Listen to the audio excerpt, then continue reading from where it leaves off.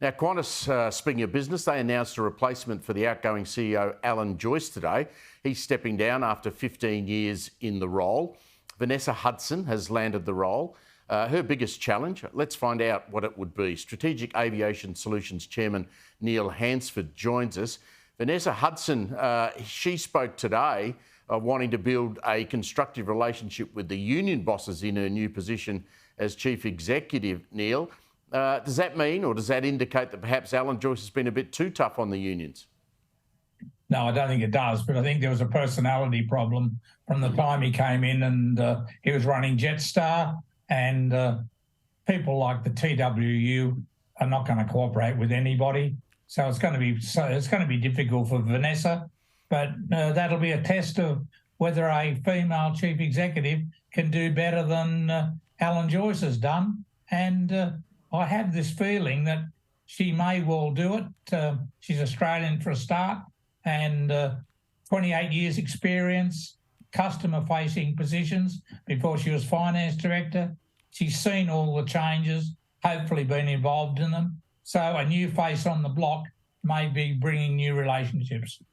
Yeah, probably a good idea to stick with the internal candidate. I mean, they talked about how they might have interviewed upwards of 40 people around the world, but they then narrowed it down to Olivia Worth and to Vanessa. Right choice, in your view, of the two? Of the two it is, but there's some very, very good women in the senior echelons of Qantas.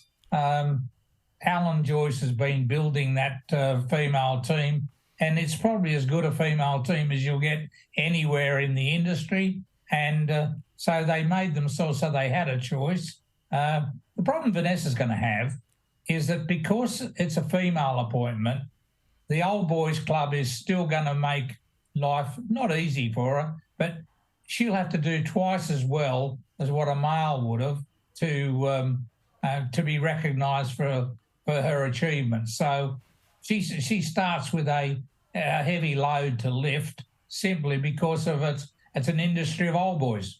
Neil, they talked in the media conference today about reputation of Qantas and how it had taken a bit of a battering. I would have thought that the question should have been, how are you going to fix Jetstar? Because it's really not Qantas's reputation that's taken a battering, but that of Jetstar. I mean, most Qantas flights are still leaving on time. Yes, they're full and the airfares are high, but it's Jetstar that was leaving people stranded, you know, in places like Bali.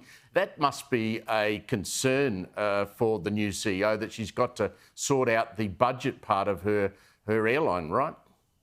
I agree, but Stephanie Tully, who is now running Jetstar, you know, having worked with her father, if she's got half the skills of her father when he was at Ansett, she will work through it. But a lot of things are developed and proven in Jetstar, which flow onto the Qantas mainline.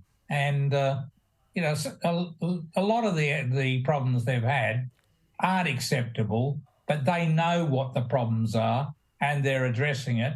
And as long as the workforce, including the unionised workforce, go with them, they will get through the rough times in the next, I'd say, 3 or 4 months, and it will still be a very effective provider of air services in Australia and in the region.